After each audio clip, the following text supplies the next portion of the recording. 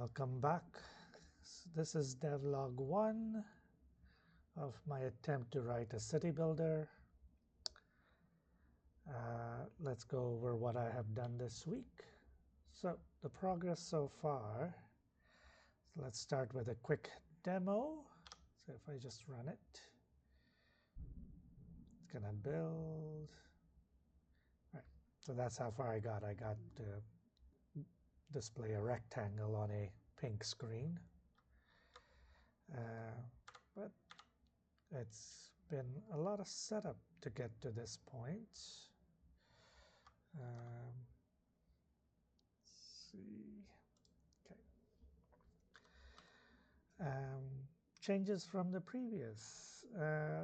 Last week I had mentioned I wasn't really happy with the event loop for the processing. So I have changed it this week to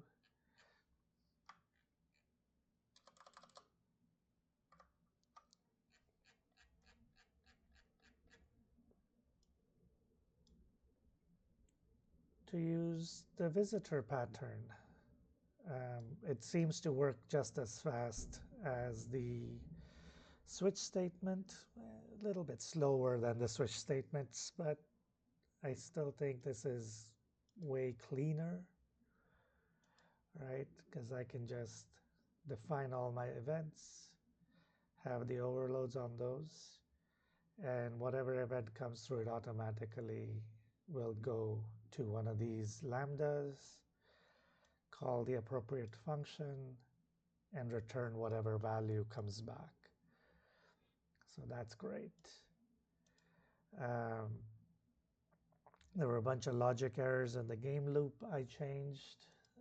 Specifically, let's go down to the game loop.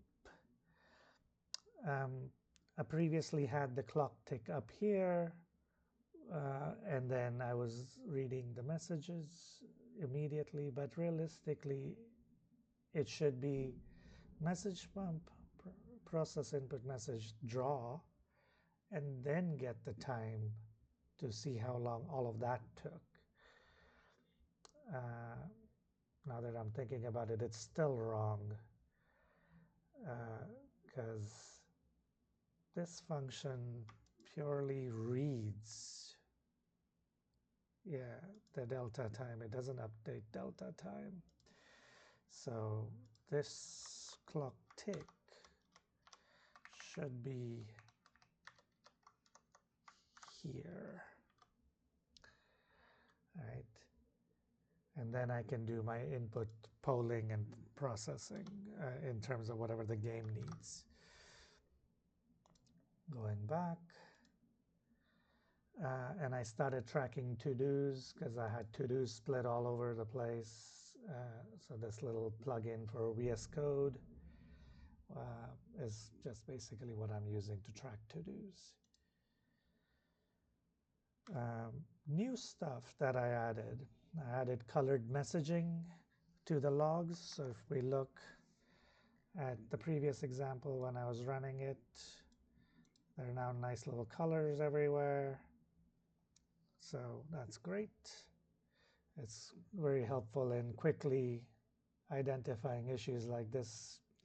This is for Galaxy client that GOG offers. Apparently there's issues with it, but it doesn't seem to impact anything, so I'm leaving it alone. These are all the messages I added, what hardware I got, the transfer queues, the image sizes, resize events, and then the resized things, right? Semaphore fences, all that stuff. I started organizing the logic for Vulkan, similar to how DirectX 11 API works. Not quite exactly the same, but very close. Well, I shouldn't say very close, but kind of loosely following. So now I have a device, I have a swap chain, I have buffer, command pool, command buffer classes, and then I can just call those classes. I set up a basic mesh, hence that rectangle I showed earlier. as well as shader handling. I have now the ability, I wrote a little script that lets me compile both GLSL and HLSL files, as well as put it in a library so that anytime a change happens, those files get automatically built. I am using GLSLC for GLSL files, and then DXC for DXC files. And then the way this works is that if I look at my shader, I can have this is the function that I wrote, right, in the CMake up here, right? This is target CMake sources. So that lets me identify what shader files I want. GLSLC will automatically build shaders based on the extension. DXC doesn't do that. You have to explicitly specify what profile.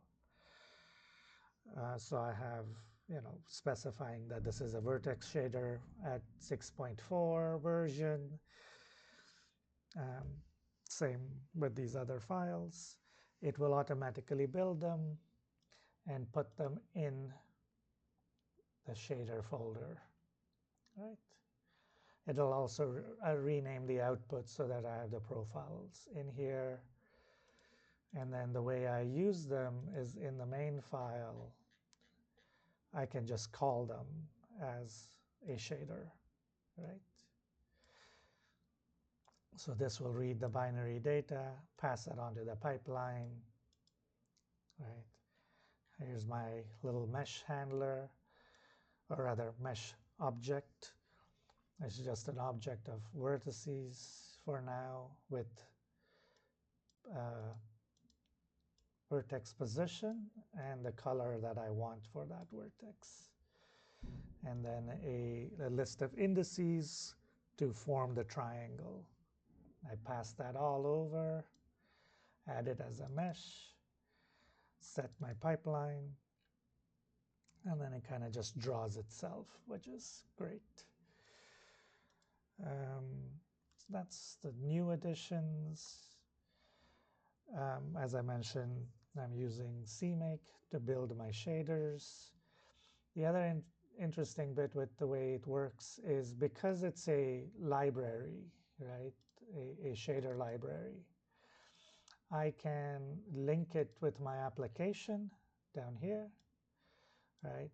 So that the application doesn't build if there's errors with the shader, right?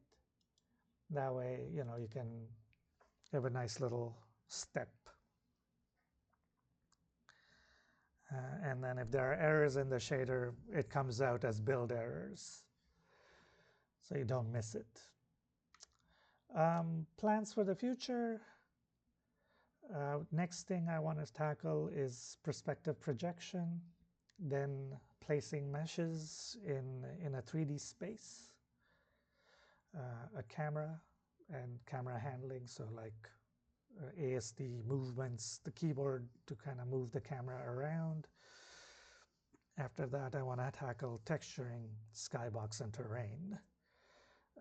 I expect for the next week, I want to do these 3: projection, placement, and the camera. Should be doable, I think. And then I will handle skybox.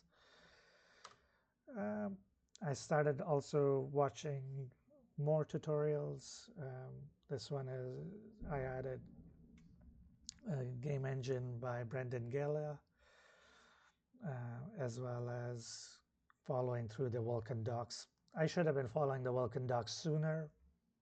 Better late than never. That's it for now.